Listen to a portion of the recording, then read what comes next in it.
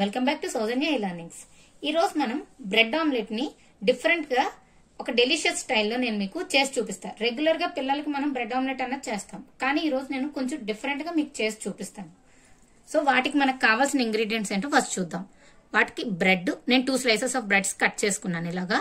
తర్వాత క్యారెట్ తురుము, 2 eggs, onions, capsicum, butter, milk, తర్వాత సాల్ట్, కారం, బ్లాక్ పెప్పర్. వీటితో మనం ఈరోజు మీకు బ్రెడ్ ఆమ్లెట్ నేను చేసి చూపిస్తాను.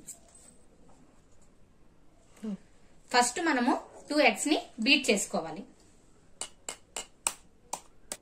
సో ఇందులో మనము ఒక 3 to 4 స్పూన్స్ ఆఫ్ మిల్క్ వేసుకుందాం.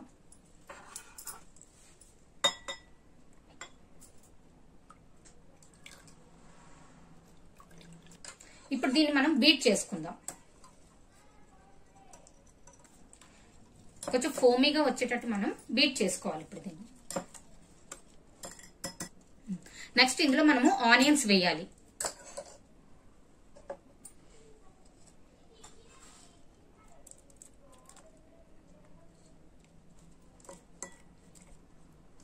నెక్స్ట్ మనం క్యాప్సికమ్ వేసుకోవాలి.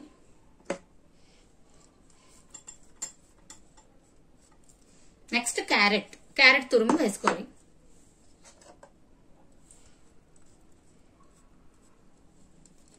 నెక్స్ట్ కారం, కొద్దిగా కారం, సాల్ట్ అది మనకి రుచికి తగినంత సాల్ట్ వేసుకోవాలి. నెక్స్ట్ పెప్పర్ కొంచెం వేసుకోవాలి. నెక్స్ట్ మనం బ్రెడ్ వేసుకుని ఇవన్నీ కలిపి మిక్స్ చేసుకుందాం.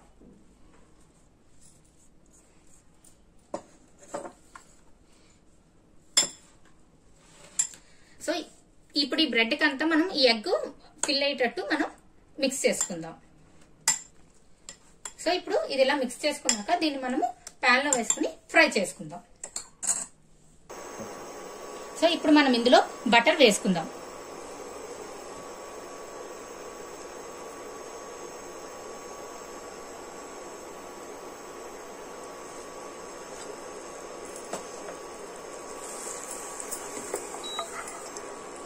ఇప్పుడు మనం పాన్ కి బటర్ అప్లై చేసుకుంటున్నాం.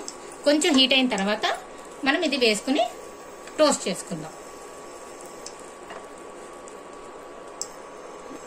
ఇప్పుడు మనం ఇది ఈ పాన్ లో వేసుకుంటున్నాం.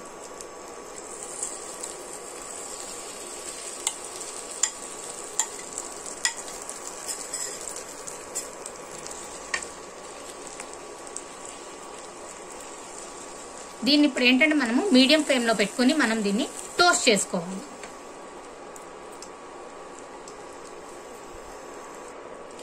దీని మీద మనం లిడ్ వేసుకుంటే మనకు కొంచెం ఫోమీగా వస్తుంది అనమాట. సో లిడ్ వేసుకుని మీడియం ఫ్లేమ్ లో మనం దీన్ని కుక్ చేసుకోవాలి. సో ఇప్పుడు మనకి 1 సైడ్ టోస్ట్ అయింది కదా, దీన్ని సెకండ్ సైడ్ కూడా మనం టోస్ట్ చేసుకుందాం ఇప్పుడు. సో మనకి ఇలాగా 1 సైడ్ టోస్ట్ అయింది కదా, నెక్స్ట్ సైడ్ కూడా మనము టోస్ట్ చేసుకుందాం.